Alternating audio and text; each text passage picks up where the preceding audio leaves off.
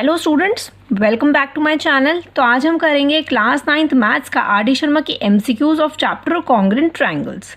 Are D Sharma में एक separate chapter given था, वो था ट्रायंगल्स एंड इट्स एंगल। उसके एमसीक्यूज हम ऑलरेडी कर चुके हैं। अब आती है कॉन्ग्रुएंट ट्रायंगल्स वाले चैप्टर की।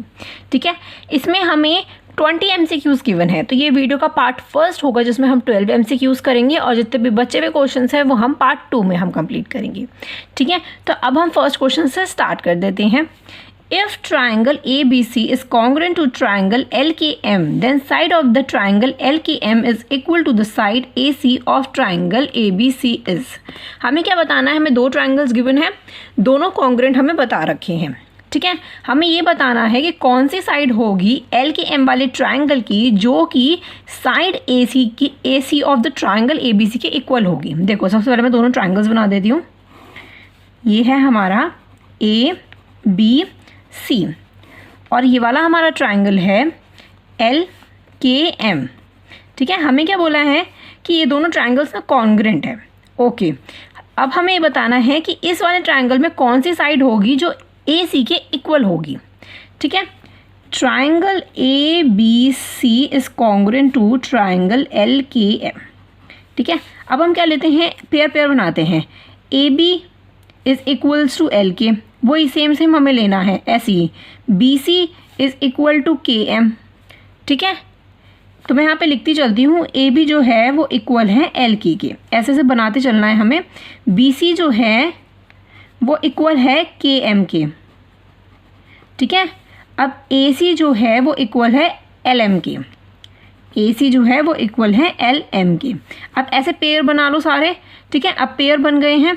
तो अब आप इसमें देखो, इसमें हमें बोला है AC वाली जो साइड है, ये वाली जो साइड है वो किसके इक्वल होगी। देखो, इसमें लिखा है मैंने AC is equals to LM, मतलब कि LM ये वाली साइड के इक्वल होगी। तो इसमें से करेक्ट ऑप्शन कौन सा है? LK नहीं है, KM नहीं है, LM ये रहा। तो C option is the correct option. ठीक है, आप ऐसे पेयर बना के आप इसको चेक कर सकते हो। ट्रायंगल्स में भी आपको दिख रहा होगा कि दोनों ट्रायंगल्स कॉन्ग्रुएंट है, तो दैट मीन्स AC वाली साइड जो है वो LM के इक्वल होगी। ठीक है, अब हम चलते हैं सेकंड क्वेश्चन पे। आपको क्लियर हो गया होगा। कोई भी प्रॉब्लम होती है तो आप मुझे कमेंट सेक्शन में ज़रूर बताना, और वीडियो पसंद आ रही हो तो सब्सक्राइब ज़रूर कर देना। Okay, if triangle ABC and triangle ACB is congruent, हमें कॉन्ग्रुएंट बोल रखे हैं दोनों triangles, then triangle ABC is a isosceles with. अब हमें बोल रखा है कि ABC जो है वो आइसोलेस है। किसके साथ आइसोलेस है ये हमें बताना है। देखो, अब मैं पहले दो ट्रायंगल्स बना देती हूँ। सबसे पहले कौन कौन से हैं? ABC और ट्रायंगल ACB, ये दो ट्रायंगल्स हमें गिवन है। ओके, तो अब इसमें हमें क्या बता रखा है कि अगर ABC एक आइसोलेस ट्रायंगल है तो इसमें से कौन सा करेक्ट ऑप्शन होगा। बट आइसोलेस ट्रायंगल्स क्या होते हैं? आइसोलेस ट्रायंगल होते हैं जिसकी दोनों साइड जो होती हैं वो इक्वल होती है। मतलब AB जो है वो इक्वल है AC के और AC जो इक्वल है AB के। ठीक है, साइड्स इक्वल होती है। तो इस अकॉर्डिंग हमें देखना है कि कौन सा इक्वल आ रहा है हमारा। AB is equals to AC, ये तो बिल्कुल करेक्ट ऑप्शन आ रहा है। तो इसका मतलब यही हमारा करेक्ट ऑप्शन होगा, फर्स्ट वाला। ठीक है, सेकंड वाला भी हम देख लेते हैं। AB is equals to BC, AB side जो है वो BC के इक्वल है। गलत है ये तो, इसके तो इक्वल है ही नहीं। C देख लेते हैं हम। AC is equals to BC, AC is equals to BC, ये भी ऑप्शन गलत है। और नन ऑफ दीज, तो करेक्ट ऑप्शन क्या आ जाता है हमारा? फर्स्ट, AB जो है वो इक्वल है AC के। ठीक है, आइसोलेस आपको पता ही है, जिसकी साइड्स जो हैं दोनों साइड्स जो हैं वो इक्वल होती हैं। ठीक है, ओके, अब हम चलते हैं थर्ड क्वेश्चन पे। If triangle ABC is congruent to triangle PQR and triangle ABC is not a congruent to triangle RPQ, then what is the following is not true। हमें दो ट्रायंगल्स बोल रखे हैं। देखो, दो ट्रायंगल्स हमें बोल रखे हैं कि ये दोनों ट्रायंगल जो है वो कॉन्ग्रुएंट है, दैट इज ABC और PQR। ठीक है, PQR हमें ट्रायंगल्स दोनों बोल रखे हैं, दोनों कॉन्ग्रुएंट ट्रायंगल्स हैं। हमें बोल रखा है ये वाला जो ABC वाला ट्रायंगल है ये कॉन्ग्रुएंट नहीं है RPQ के। RPQ इस वाले ट्रायंगल के बिल्कुल भी कॉन्ग्रुएंट नहीं है, मतलब एक समझो एक सेपरेट ट्रायंगल है, उसके कॉन्ग्रुएंट नहीं है। Then which of the following is not true, तो इसके अकॉर्डिंग हमें बताना है कि इनमें से कौन सी जो चार ऑप्शन है वो करेक्ट नहीं है। अब देखो, BC is equals to PQ। अब आप देखो, मैंने सबसे पहले क्या किया था, जैसे मैंने ऊपर किया था ना कि पहले मैं दोनों ट्रायंगल्स लिख देती हूँ, is congruent to triangle PQR। इसके पेयर आप बना दो। AB जो है वो इक्वल है PQ के, AB is equals to PQ, BC is equals to QR, BC is equals to QR and AC is equals to PR, AC is equals to PR। इसके अकॉर्डिंग आप इसमें चेक कर सकते हो कि कौन सा सही होगा हमारा, ठीक है, इसमें से ट्रू नहीं होगा, ठीक है। BC जो है वो इक्वल है PQ के, ये तो गलत है, ये तो करेक्ट नहीं आ रहा है, दैट मीन्स ये करेक्ट ऑप्शन होना चाहिए। हम आगे भी देख लेते हैं एक बार। AC is equals to PR, AC जो है वो PR के इक्वल है, ये बिल्कुल करेक्ट है। और आगे हमें दे रखा है AB is equals to PQ, ये भी हमारा बिल्कुल करेक्ट है। QR is equals to BC, QR is equals to BC, ये भी बिल्कुल करेक्ट है। हमें इसमें बताना है कि कौन सा ट्रू नहीं है, तो दैट मीन्स A ऑप्शन जो है वो करेक्ट है, कि मतलब कि करेक्ट नहीं है। BC जो है वो QR के इक्वल है, PQ के इक्वल नहीं है, ठीक है। तो ये ऑप्शन हमारा करेक्ट नहीं है इसमें, ठीक है। तो ये आपको तीनों क्वेश्चंस थे, ये बहुत ज़्यादा आसान क्वेश्चंस थे, ठीक है। अब हम चलते हैं फोर्थ क्वेश्चन पे। In triangle ABC and PQR, हमारे पास दो ट्राइंगल है ABC और PQR। 3 equalities relation between some parts are as follow. हमें 3 इक्वालिटी रिलेशंस हमें गिवन है, जैसे कि हम कॉन्ग्रेंट ट्राइंगल्स में निकालते हैं ना 3 रिलेशंस, फिर उसके अकॉर्डिंग हमें पता चलता है कि कौन सी कॉन्ग्रेंसी का रूल इसमें यूज़ किया गया, तो वो 3 हमें रूल दे रखे हैं।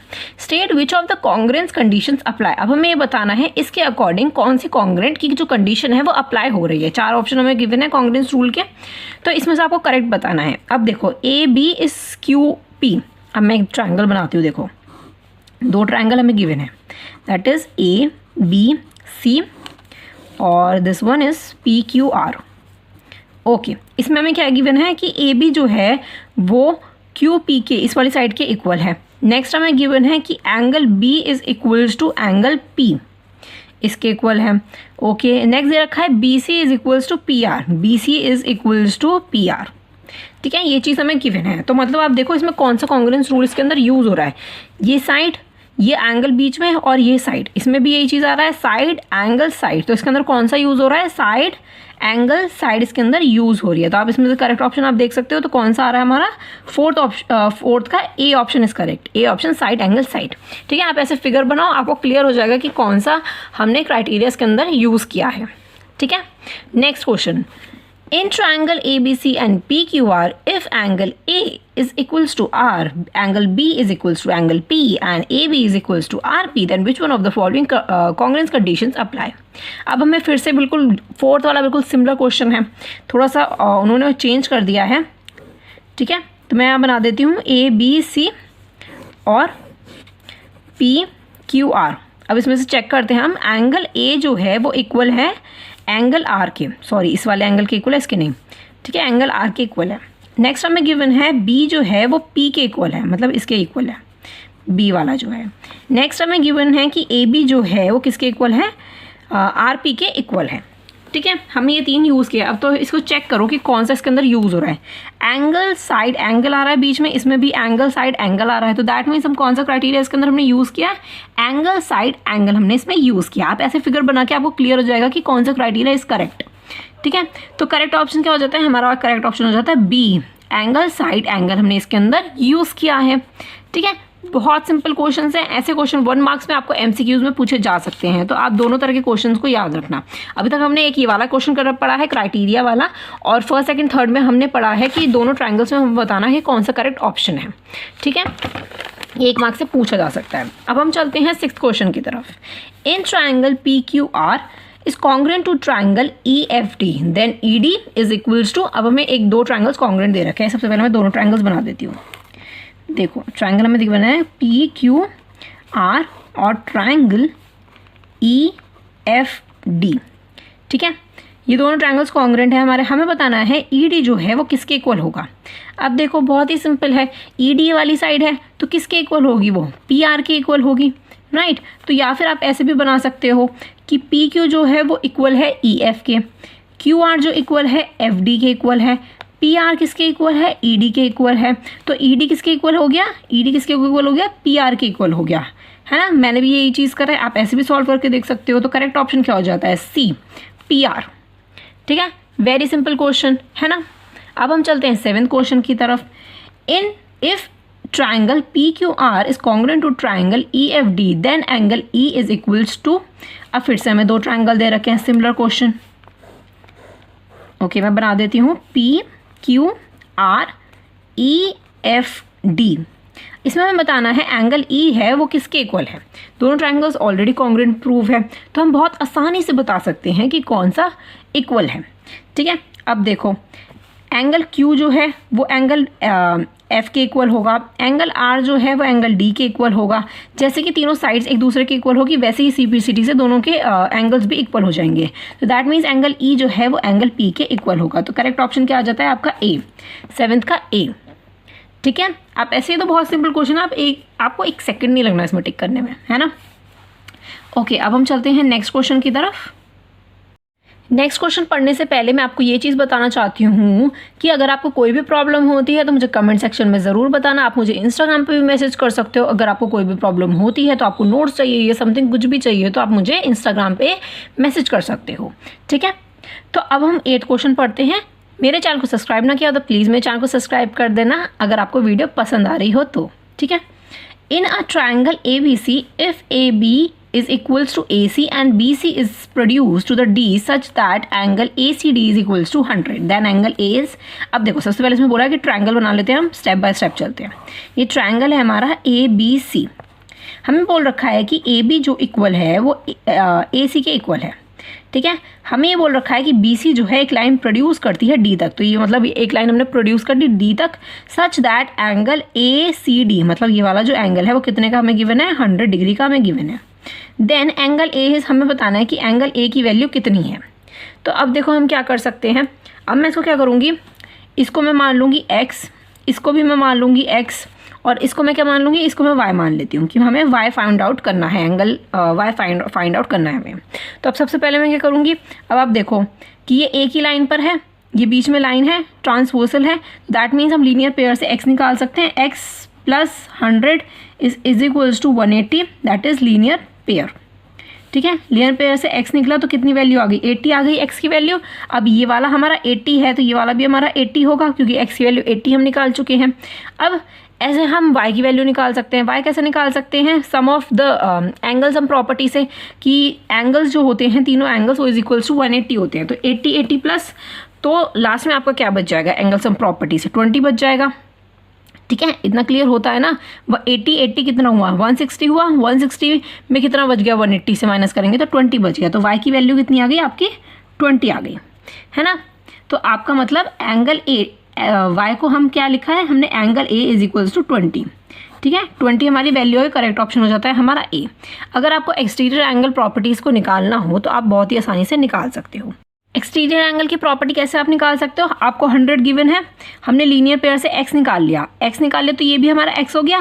तो आप क्या लिख सकते हो, 80 प्लस y लिख सकते हो। तो ये क्या हो जाएगा आपका, आसानी से ही 100 माइनस 20 निकल जाएगा, ये हो गया y, तो सॉरी 80 हो जाएगा, तो बचा कितना, 20 बच गया। तो आपकी y की वैल्यू आ गई, दैट मीन्स एंगल a की वैल्यू आ गई। अगर आपको सिंपली एक्सटीरियर एंगल से करना है, इसमें भी आपको लीनियर पेयर तो निकालना ही पड़ेगा, तभी बात बनेगी। ठीक है, बहुत सिंपल क्वेश्चन था, एक्सटीरियर एंगल की हेल्प से भी नहीं कर सकते हो और वैसे भी कर सकते हो लीनियर पेयर और एंगल सम प्रॉपर्टी से। ठीक है, इतना क्लियर हो जाता है। अब हम चलते हैं 9th क्वेश्चन पे।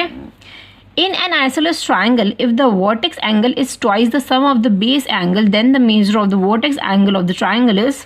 देखो एक आइसोलेस ट्राइंगल हमें गिवन है। आइसोलेस ट्राइंगल क्या होता है, जिसकी साइड्स इक्वल होती हैं। तो मैं एक ट्राइंगल बनाई देती हूँ, इसका मैं नाम रख देती हूँ ABC। आइसोलेस ट्राइंगल हमें गिवन है। If the vertex angle, vertex क्या होता है, ए इसका वर्टेक्स है, is twice to the sum of the base angle. Twice है, कौन सा ट्वाइस है हमारा, मतलब कि ये दोनों हमारे ट्वाइस हैं। ठीक है, y जो है वो, मैं देखो सिंपली मैं लिख देती हूँ, आपको समझ आएगा। बेस क्या है हमारा BC।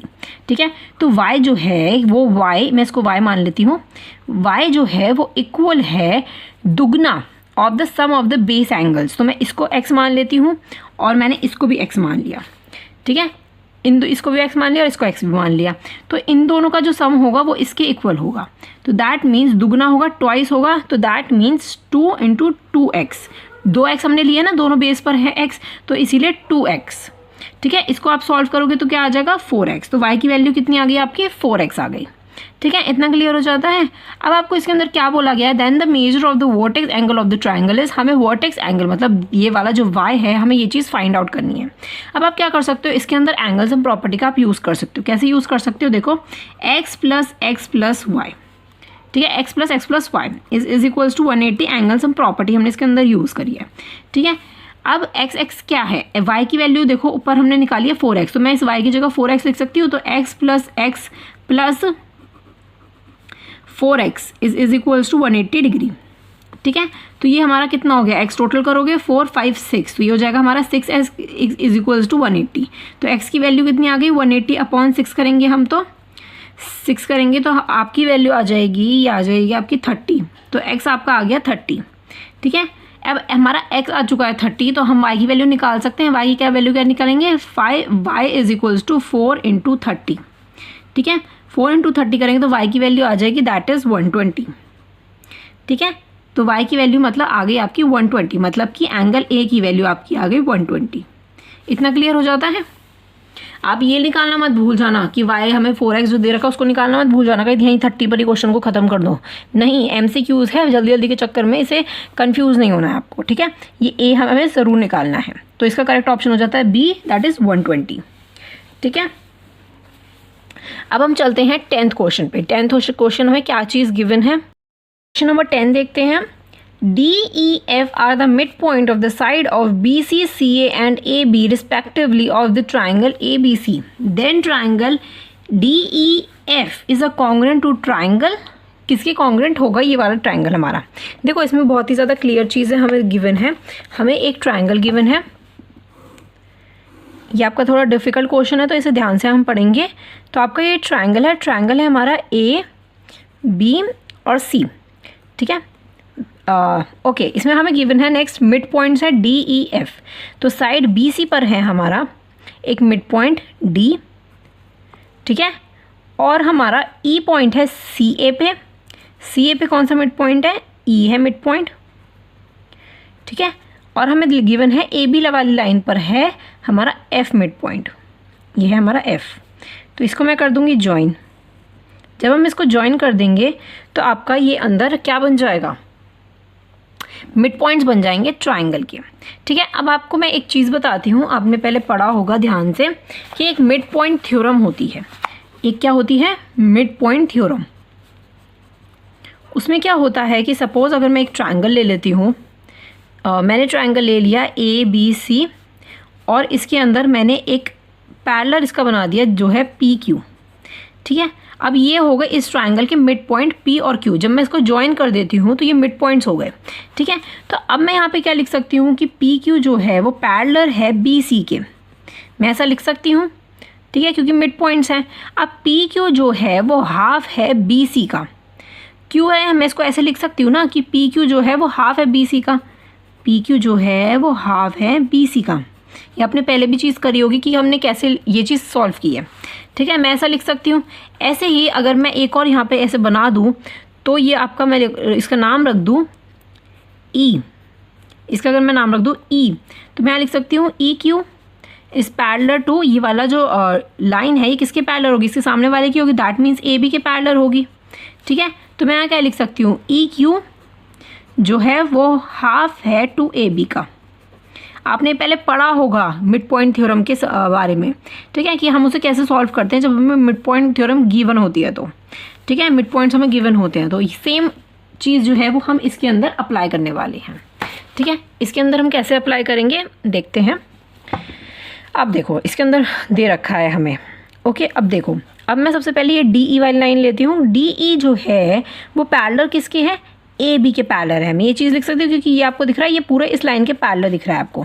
तो मैं यहाँ क्या लिख सकती हूँ, DA is parallel to AB, ठीक है। या फिर मैं इसको लिख सकती हूँ कि D is parallel to BF, क्योंकि ये इसका हाफ है ना, तो मैं ऐसे भी लिख सकती हूँ कि DE जो है वो पैरेलल है BF के, मैं ऐसा लिख सकती हूँ, राइट। तो मैं इसको मान लेती हूँ फर्स्ट। सेम चीज़ मैं करती हूँ FE के साथ। FE जो है वो पैरेलल है BC के, लेकिन मैं इसको खाली BD के भी पैरेलल लिख सकती हूँ मैं। तो मैं लिख देती हूँ FE जो है वो पैरेलल है पूरा BC लाइन के, लेकिन मैं उसको FE को पैरेलल BD भी लिख सकती हूँ। FE के पैरेलल मैं BD को भी लिख सकती हूँ क्योंकि वो उसका हाफ है। और मैंने आपको अभी क्या बताया, mid point theorem, half of this line, ठीक है, किसी भी लाइन का हाफ उसका मिड पॉइंट। तो मैं इसको बना लेती हूँ सेकेंड, ठीक है। अब आप देखो कि इसके अंदर एक क्वाड्रिलेटरल बन रहा है। क्वाड्रिलेटरल क्या होता है? ये होता है क्वाड्रिलेटरल। ये आपका एक पूरा ऐसे बन रहा है जिसके अंदर दो ट्रायंगल्स आपको दिख रहे हैं, ये वाला और ये वाला। ठीक है, मैं यहाँ पे एक बार बना देती हूँ। ये आपका दिख रहा है, ये होता है क्वाड्रिलेटरल जिसके अंदर दो ट्रायंगल्स होते हैं। ठीक है, तो अब क्वाड्रिलेटरल कौन सा है हमारा? ये BDEF।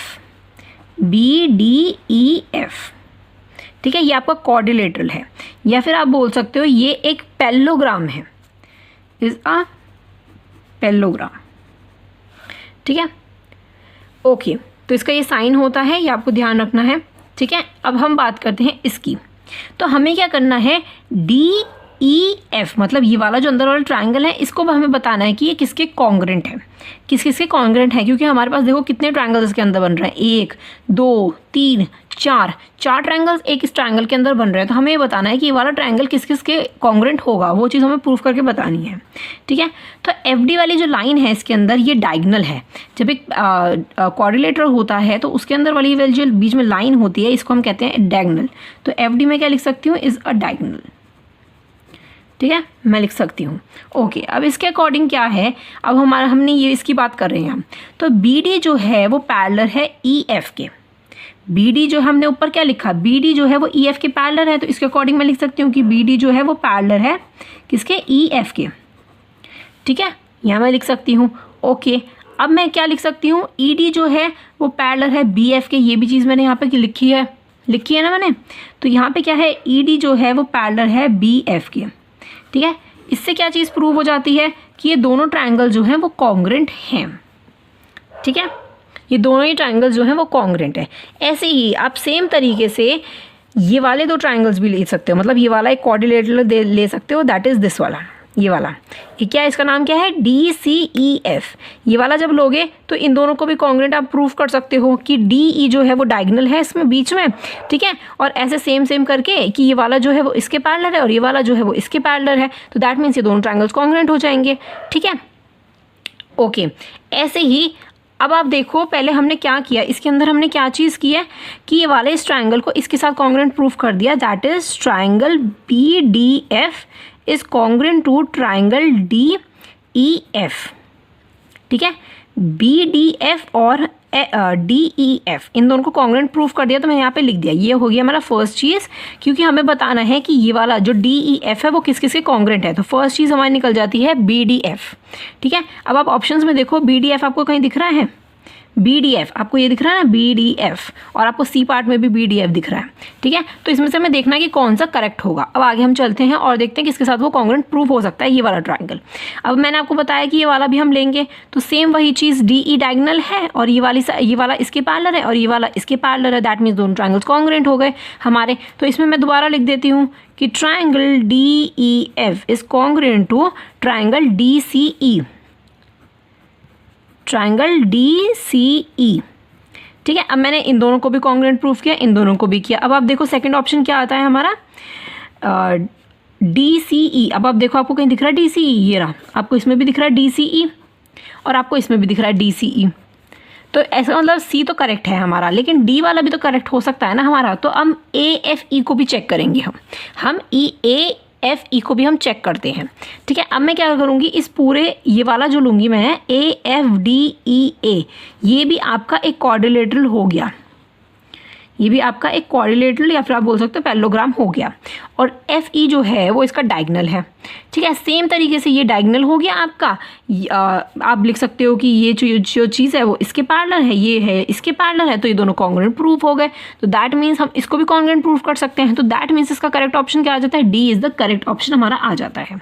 आपको ये मिड पॉइंट वाला क्वेश्चन याद रखना है, एग्जाम्स में पूछा जा सकता है, जैसे 2 3 5 ऐसे मार्क्स में पूछा जा सकता है MCQs में। आपके लिए बहुत ज़्यादा डिफिकल्ट होगा और आपको मिड पॉइंट के बारे में नहीं पता होगा तो। ठीक है, अगर आपको कोई दिक्कत हुई हो इस क्वेश्चन में तो आप एक बार दोबारा से पीछे बैक कर लो वीडियो को और दोबारा से देखो। ठीक है, ये आपको अच्छे से क्लियर हो गया होगा 10th क्वेश्चन। ओके, अगर कोई प्रॉब्लम हो तो मुझे कमेंट सेक्शन में ज़रूर बताना, अगर आपको क्लियर ना हुआ हो तो मैं नेक्स्ट वीडियो में अलग से एक वीडियो बनाकर इस क्वेश्चन को और अच्छे से क्लियर कर दूँगी। ठीक है, ओके, नेक्स्ट क्वेश्चन है हमारा 11th question. Which of the following is not a criteria for the congruence of the triangle. हमें बताना है कि ये इसमें से कौन सा जो है वो क्राइटेरिया है ही नहीं, मतलब हमारे क्राइटेरियाज ऑफ ट्राइंगल में नहीं आता है वो। SAS, SSA, ASA या SSS। हमने कौन कौन से क्राइटेरिया हम पढ़ चुके हैं, साइड साइड साइड हम पढ़ चुके हैं, ठीक है। एंगल साइड एंगल भी हमने पढ़ा है, साइड एंगल साइड भी हमने पढ़ा है, सेम है ये दोनों, तो मतलब ये सिमिलर है, side angle side, angle side angle, है ना। लेकिन हमने साइड साइड एंगल के बारे में अभी तक नहीं पढ़ा है अपने क्राइटेरिया में, तो मतलब कि ये जो है SSS, SSA ये हमारा क्राइटेरिया नहीं है कॉन्ग्रेंस ऑफ ट्राइंगल का, ठीक है। ऐसा होता ही नहीं है क्योंकि बीच में एंगल आता है या फिर हमारी साइड्स होती हैं, ठीक है। तो करेक्ट ऑप्शन जो है इसका B है। ये तो बहुत ही आसान क्वेश्चन था, एक मार्क्स में पूछा जा सकता है, आपको याद रखना है, ठीक है। क्राइटेरिया इसका अच्छे से पढ़ लेना। In figure the measure of angle B dash angle A dash angle C is 50, 60, 70 और 80। मतलब कि हमें जिसके अंदर दो ट्रायंगल्स गिवन हैं जो कि ABC और A डैश, B डैश और C डैश, ये हमें दोनों ट्रायंगल्स गिवन हैं। हमें क्या करना है, एंगल A को मेज़र करना है। ये हमारा A की एंगल है, तो एंगल B मतलब एंगल A जो है वो बीच में आ रहा है, तो एंगल A को हमने बताना है, उसको मेज़र करके एंगल A को। तो इसके अंदर हम क्या करने वाले हैं, इसके अंदर देखो सबसे पहले हम क्या करेंगे, दोनों ट्रायंगल्स को हम सबसे पहले कॉन्ग्रुएंट प्रूफ करेंगे। कॉन्ग्रुएंट कैसे प्रूफ करेंगे हम, देखो इसमें क्या है, AB जो है वो इक्वल होगा इस AB डैश और B डैश के इक्वल होगा। AB is equals to A dash और B डैश, क्योंकि दोनों 6 सेंटीमीटर्स के गिवन है हमें, तो मैं लिख दूंगी 6 सेंटीमीटर, ठीक है। नेक्स्ट एंगल B जो है वो एंगल B डैश के इक्वल होगा, एंगल B जो है वो एंगल B डैश के इक्वल होगा बिकॉज ऑफ 60 डिग्री, ठीक है। नेक्स्ट क्या चीज़ है, BC जो है वो B डैश और C डैश के इक्वल होगी because of 5 centimetre. BC is equals to B dash और C dash is equals to 5 centimetre, ठीक है। तो अब हमारा क्राइटेरिया हमें मिल जाएगा, तो हम लिख सकते हैं कि triangle ABC is congruent to triangle A dash, B dash, C dash by, कौन सा क्राइटेरिया हमने इसमें यूज़ किया है, साइड, साइड, एंगल, साइड। तो साइड, एंगल, साइड हमने क्राइटेरिया के अंदर यूज़ किया है। अब क्या होगा, अब हम क्या निकालना चाहते हैं, हम A निकालना चाहते हैं, तो हम CPCD से क्या कर देंगे, एंगल A डैश को एंगल A के इक्वल कर देंगे। तो angle A is equals to angle A dash by CPCD, जिसकी हेल्प से हम इनके निकाल पाएंगे। तो मतलब कि 3x जो है वो इक्वल है 2x प्लस 20 के। अब जब ये दोनों ही एंगल्स इक्वल हो गए तो इसका मतलब दोनों के सम्स भी तो इक्वल हो गए ना, ठीक है। इतना क्लियर हो रहा है, ओके। तो हम इससे क्या कर सकते हैं, x की वैल्यू हम निकाल सकते हैं। तो 3x minus 2x is equals to 20। तो ये कितना हो गया आपका, x हो गया जो कि आपका आ गया 20। तो x की वैल्यू आपकी कितनी आ जाती है, 20। अब आप क्या करोगे, हमारा जो a गिवन है दैट इज़ 2x प्लस 20, आप इसमें x की वैल्यू को पुट कर दोगे तो आपकी a की वैल्यू आ जाएगी। तो मैं यहाँ पे निकाल देती हूँ, 2x प्लस 20 हमारा एंगल A है जिसकी हम वैल्यू निकाल रहे हैं। तो 2 इंटू एक्स की वैल्यू कितनी थी, 20 प्लस 20 इज इक्वल्स टू, इसको करोगे तो 40 प्लस 20, तो आपका आंसर क्या आ जाता है, आपका आंसर आ जाता है 60, जो कि है आपका B करेक्ट ऑप्शन, ठीक है। B is the correct option, देख सकते हो आप 60, ठीक है। आपको इतना क्लियर हो जाता है। ये होते हैं हमारे 12 क्वेश्चन खत्म। ये था हमारा पार्ट फर्स्ट, ठीक है। पार्ट सेकंड में जो 20 तक हमारे क्वेश्चंस बचे हैं 13 to 20 वो हम कंप्लीट करेंगे पार्ट सेकंड में, क्योंकि ये वीडियो बहुत ज़्यादा लेंदी हो रही है, ठीक है। तो मैं यहाँ पे इस वीडियो को फिनिश करती हूँ। तो अगर आपको ये वीडियो पसंद आई हो तो प्लीज़ इसको लाइक कर देना और मेरे चैनल को सब्सक्राइब भी कर देना। अगर नहीं आई हो पसंद तो बिल्कुल भी मत करना, ठीक है। मिलते हैं नेक्स्ट वीडियो में एक नई वीडियो के साथ। Thank you so much and bye bye.